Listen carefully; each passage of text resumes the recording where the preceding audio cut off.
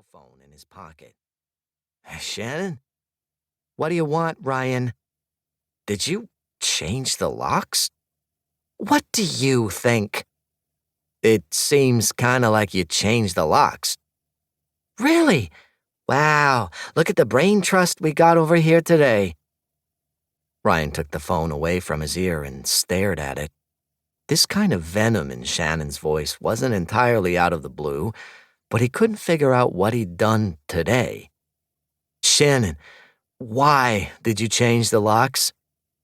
Why didn't you stay at the rink so my fucking process server could find you? The pieces of the puzzle fit together with the sudden clarity of figuring out the right move on the ice ahead of anyone else.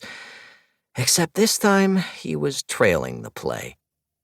Shannon, are you divorcing me? No shit, Sherlock. I've only been trying to talk to you about it for the last goddamn month. Ryan stared at the phone again. You have? Shannon hung up on him. He thought for a second about all of the teammates and friends he'd known who'd gotten divorced, and how you probably weren't supposed to lock your spouse out of the house without warning. He thought about equitable distribution and how humiliating it would feel, telling a judge, well, she locked me out, so... He had never really wanted to move to New Hampshire in the first place, but it was close to Shannon's family.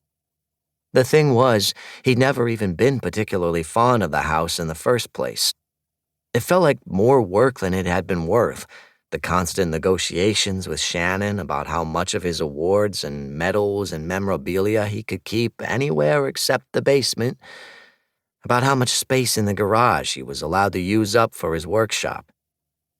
Maybe he could just let her have the house.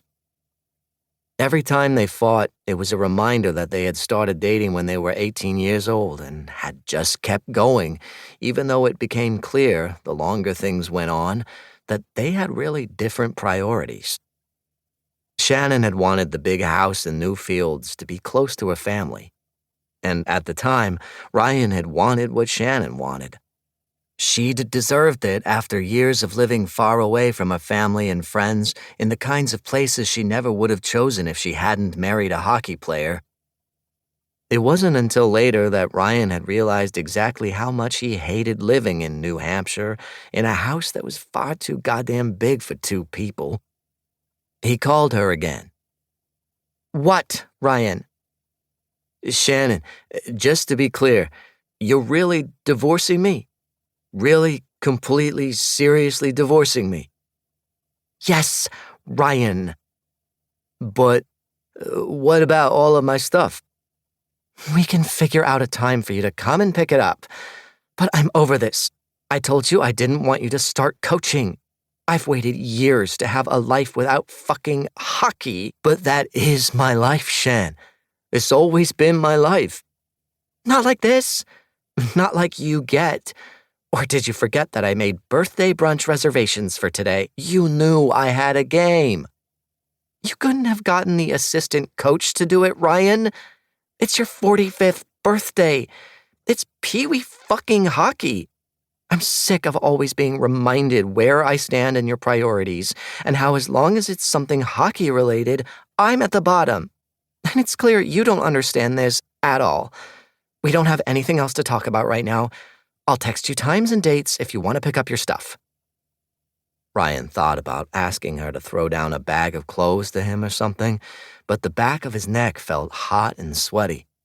He hadn't fought much on the ice when he was a player, but the few times he'd gotten angry enough to do it, he'd felt like this.